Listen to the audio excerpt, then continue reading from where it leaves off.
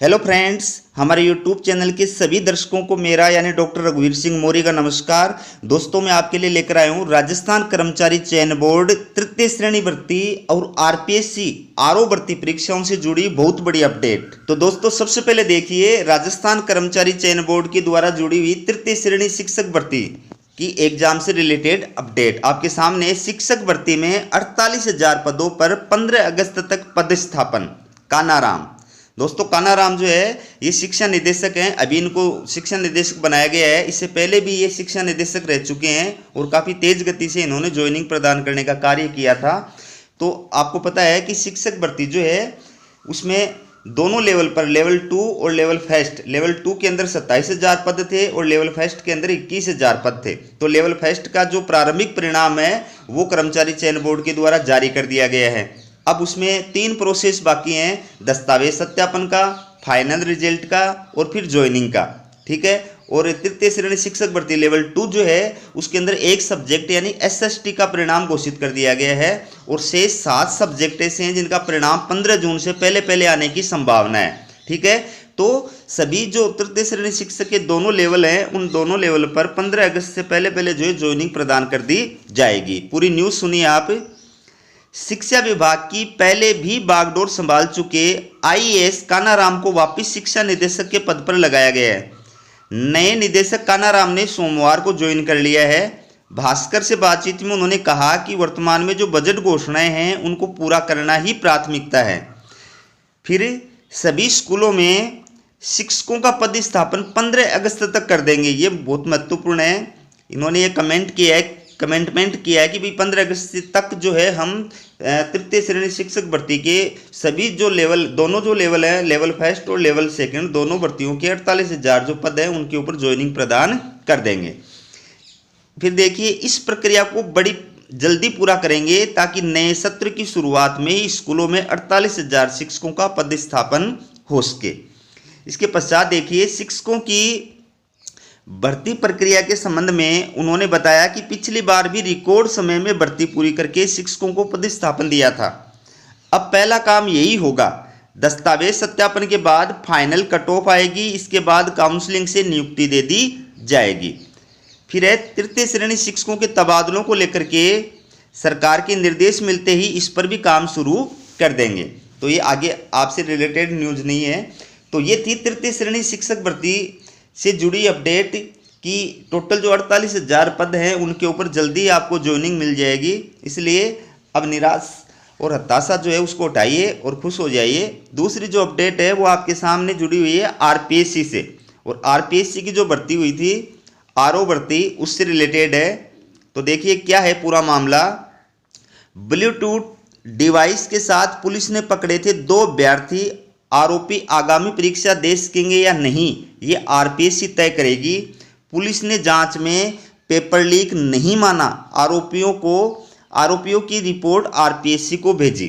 तो देखिए आरओ भर्ती जो है उसमें ब्लूटूथ नकल प्रकरण जो हुआ था उसको लेकर के पुलिस द्वारा जांच की गई थी। पुलिस ने अपनी जांच रिपोर्ट में क्या माना है कि पेपर जो है वो लीक नहीं हुआ था और अपनी रिपोर्ट आरपीएससी को भेज दी है। ठीक है। इसका मतलब आरओ भर्ती जो परीक्षा है वो अब बिल्कुल बिंदास होगी, ज्वाइनिंग भी बिल्कुल बिंदास होगी। उसमें पुलिस ने पेपर लीक नहीं माना है। और ब्लूटूथ से जो अभ्यर्थी पकड़े गए थे वो आरपीएससी की अगली जो एग्जाम्स होंगी उनमें बैठ सकेंगे या नहीं बैठ सकेंगे ये फैसला आरपीएससी के ऊपर छोड़ दिया गया है। पूरी न्यूज़ को सुनिए आप। ये देखिए आपके सामने है आरपीएससी की रेवेन्यू ऑफिसर भर्ती परीक्षा में ब्लूटूथ डिवाइस के साथ पकड़े गए बीकानेर जिले के 3 अभ्यर्थियों की रिपोर्ट राजस्थान लोक सेवा आयोग यानी आरपीएससी को भेज दी है। पुलिस ने जांच में पेपर लीक नहीं माना। आरोपी अभ्यर्थियों को दोबारा किसी परीक्षा में बैठने का मौका मिलेगा या नहीं ये आरपीएससी तय करेगी। पुलिस ने 2 अभ्यर्थी महेंद्र ओझा और मनोज बिश्नोई को परीक्षा शुरू होने से पहले और पवन बिश्नोई को परीक्षा के दौरान गिरफ्तार किया था। इनसे की गई 7 दिन की पूछताछ में सामने आया कि तीनों अभ्यर्थियों ने नकल गिरोह के सरगना तुलसीराम कालेर की मदद से दिल्ली से विग खरीदकर उसमें ब्लूटूथ डिवाइस फिट करवाया था। पुलिस ने 26 मई को नकल गिरोह के सरगना तुलसीराम कालेर को भी गिरफ्तार कर 7 दिन की पूछताछ के बाद जेल में भेज दिया गया है। तो देखिए आप, ये नकल करने वाले हैं, इनको पुलिस ने गिरफ्तार करके जेल में डाल दिया है, फिर भी पुलिस ये नहीं मान रही कि नकल हुई है।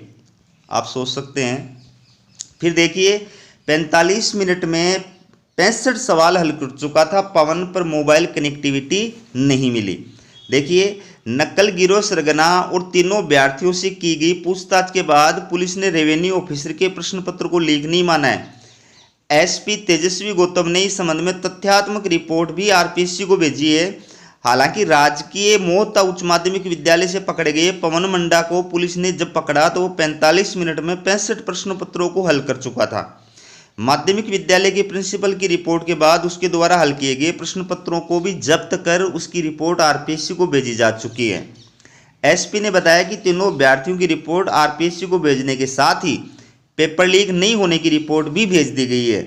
जांच में सामने आया कि पवन मंडा प्रश्न पत्र ब्लूटूथ डिवाइस की मदद के बिना ही हल किए थे। सवालों के जवाब बताने के लिए उसके पास कोई कॉल नहीं आया। मंडा के पास मिली डिवाइस और सिम की जांच में किसी तरह की कनेक्टिविटी भी नहीं मिली थी। ये देखिए अब आपके सामने। अब जोधपुर जैसलमेर पर नज़र क्या है। बीकानेर पुलिस के हत्थे चढ़े नकल गिरोह के 3 अभ्यर्थियों और मुख्य सरगना की पूछताछ के बाद अब बीकानेर पुलिस की नज़र जैसलमेर और जोधपुर के अभ्यर्थियों पर टिकी हुई है। एडिशनल एसपी हरिशंकर यादव ने बताया कि सरगना तुलसीराम से की गई पूछताछ में सामने आया कि उसने जैसलमेर और जोधपुर में भी कुछ अभ्यर्थियों को नकल सामग्री उपलब्ध करवाने में मदद की थी।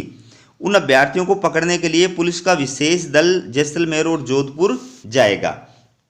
तो दोस्तों ये थी आरओ भर्ती से जुड़ी अपडेट कि आरपीएससी के द्वारा आयोजित की गई आरओ भर्ती के अंदर जो ब्लूटूथ से नकल प्रकरण था, प्लस एक स्कूल के अंदर जो है और नकल का प्रकरण था, उन दोनों मामलों में पुलिस द्वारा जो जांच की गई थी उस जांच रिपोर्ट के अंदर ये माना है कि नकल नहीं हुई थी और ये पेपर जो है वो दोबारा रद्द नहीं किया जाएगा। ठीक है, इसमें पेपर लीक माना ही नहीं है। ठीक है, और पूरी रिपोर्ट आरपीएससी को भेज दी है। और ये जो भर्ती परीक्षा के अंदर नकल के आरोप में पकड़े गए जो कैंडिडेट्स हैं या आगामी आरपीएससी के एग्जाम्स दे सकेंगे या नहीं दे सकेंगे, इसका डिसीजन भी आरपीएससी को करना है।